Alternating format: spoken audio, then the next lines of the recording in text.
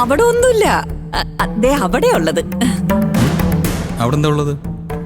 അത് നിങ്ങൾ നിലയ്ക്ക് വാങ്ങി കൊടുത്ത സൈക്കിളാ. അതാ അവിടെ. അതിനവിടെ എന്താ ഉള്ളേ?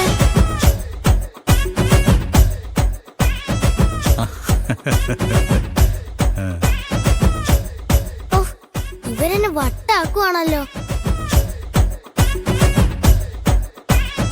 അമ്മയെ കണ്ടിട്ട് എന്തോ ടെൻഷൻ ഉള്ളത് പോലെ ഉണ്ടല്ലോ. അത് ഇടയ്ക്കിടയ്ക്ക് അങ്ങനെ ആവാറുണ്ട്. ഇപ്പൊ എന്താന്നറിയില്ല, എപ്പോഴും ഉണ്ട്. എന്തോ പ്രശ്നമുള്ളത് പോലെയാണല്ലോ പെരുമാറുന്നത്. കവിൻ ചക്കരെ, നിനക്ക് എന്താ കഴിക്കാൻ വേണ്ടത്? എനിക്കൊന്നും വേണ്ട.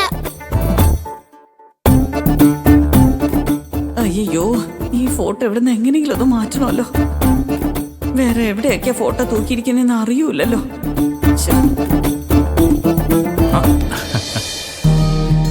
അങ്കിൾ, ദാ വെള്ളം കുടിക്ക്. ഞാൻ ചെയ്യുന്ന പോലെയാണോ ചെയ്യുന്നേ?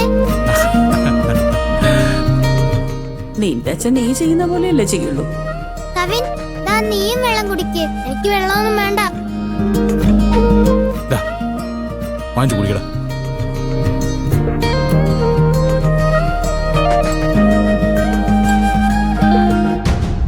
ആഹാ, ഇതാണ് നല്ല സമയം.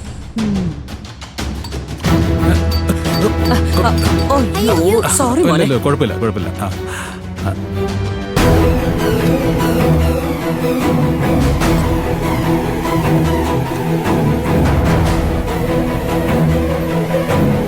അയ്യോ, ഇത്രയും ദൂരം വന്നിട്ട് ഒരു ചായ പോലും കുടിക്കാതെ പോവാന്ന് പറഞ്ഞാൽ എങ്ങനെയാ?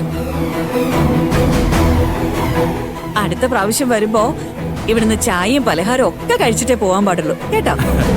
അതിനെന്തിനാ അടുത്ത പ്രാവശ്യം ആക്കുന്നത്? നിങ്ങളുടെ മോള് വരട്ടെ, മോളെ കണ്ടിട്ട് അതിനുശേഷം ചായയും കുടിച്ച് കുറച്ചു നേരം സംസാരിച്ചിട്ട് ഞങ്ങൾ അങ്ങ് പോയിക്കോളാം. അയ്യോ, ഇവൻ ഇന്ന് വിജയെ കാണാതെ പോവില്ലെന്നാ തോന്നുന്നത്. എന്റെ ഭഗവാനെ, ഞാൻ ഇനിയിപ്പോ എന്താ ചെയ്യാ? എനിക്ക് തല ചുറ്റുന്ന പോലെ തോന്നുന്നു.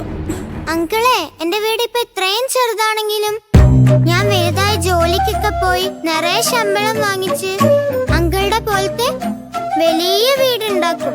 ഇപ്പൊ തന്നെ ഇതേ അങ്കിളെ എനിക്ക് പറഞ്ഞു തന്നെ. ഓർമ്മയുണ്ടോ? ഉണ്ട്. തീർച്ചയായിട്ടും നിന്നെ കൊണ്ട് പറ്റുന്നില്ല. അതിനു വേണ്ടിയുള്ള ഹാർഡ് വർക്ക് നീ ചെയ്തു നോക്ക്.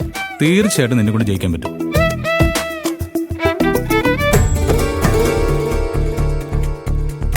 അയ്യോ, ബീച്ച് ഇങ്ങോട്ട് വരല്ലേ എന്റെ ഭഗവാനെ.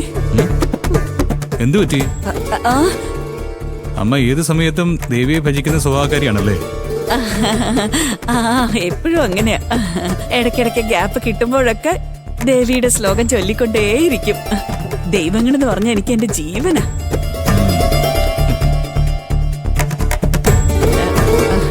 മോനെ, ഇങ്ങനെ ഒരേ സ്ഥലത്ത് തന്നെ ഇരിക്കണ്ട. വീടൊക്കെ ഒന്ന് ചുറ്റിക്കറങ്ങി കണ്ടോ? പിന്നെ ഇത് അത്രയും വലിയ പാലസ് അല്ലേ ചുറ്റിക്കറങ്ങി കാണാൻ. പെട്ടി പോലത്തെ 2 റൂമുണ്ട്. അതിൽ ഞാൻ എന്ത് ചുറ്റി കാണാനാ? അങ്ങനെ സംസാരിക്കാൻ പാടില്ല. അവരുടെ മനസ്സിന് വിഷമാവില്ലേ? അച്ഛാ, 0 മാർക്ക് മേടിച്ച എനിക്ക് എന്തോരം ഹർട്ടായിട്ടുണ്ടാവും. നിലയെ വീട്ടിൽ വിളിച്ചിട്ട് ഗിഫ്റ്റും ട്രീറ്റും ഒക്കെ കൊടുത്തില്ലേ? അന്നേരം എനിക്ക് ഹർട്ടാവത്തില്ലേ? അതിനിങ്ങനെയാണോ പകരം കിട്ടുന്നത്? നന്നായിട്ട് പഠിച്ചിരുന്നെങ്കിൽ നിനക്ക് നല്ല മാർക്ക് വാങ്ങായിരുന്നില്ലേ? നില നന്നായിട്ട് പഠിച്ചു, അവള് ടോപ്പ് മാർക്ക് വാങ്ങിച്ചു. എന്താ? നീ ഒന്ന് സമാധാനായിട്ടിരിക്കടാ. നിലയുടെ അമ്മയൊന്ന് വന്നോട്ടെ, അവരൊന്ന് കണ്ടിട്ട് വേഗം പോവാൻ നമുക്ക്. മോനെ, എന്താ കവി പറയുന്നേ? അത് വേറൊന്നുമല്ലമ്മേ, എപ്പോഴാ വീട്ടിലേക്ക് പോകുന്നെന്ന് ചോദിച്ചതാ. നിലയുടെ അമ്മയെ കണ്ടിട്ട് പോകാന്ന് ഞാനും പറഞ്ഞു. ഇപ്പൊ കണ്ട തന്നെ ഇവൻ ഇത്ര പിടിവാശക്കാരനാണെന്ന് ഞാൻ അറിഞ്ഞേയില്ല. എന്റെ ചോറ്റാനിക്കര ദേവി, എന്നെ രക്ഷിക്കണേ. വിജി വരാതെ നോക്കണേ.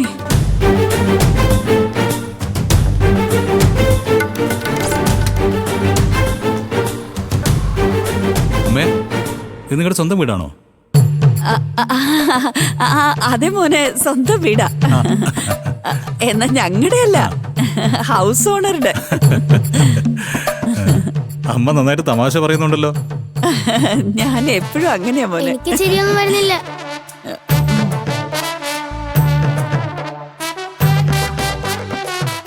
ഇതെന്താ മുത്തശ്ശി ആകെ ടെൻഷനിലാണോ?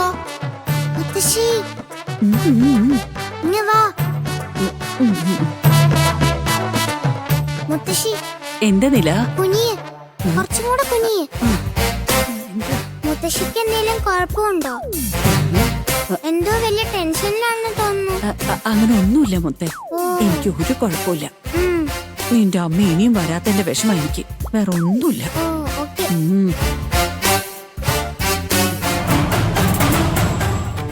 ഓ എന്റെ ദൈവമേ, വിജി ഇപ്പൊ ഇങ്ങോട്ട് വന്നു കയറി എന്തൊക്കെയാ സംഭവിക്കാം എനിക്ക് ആലോചിക്കാനേ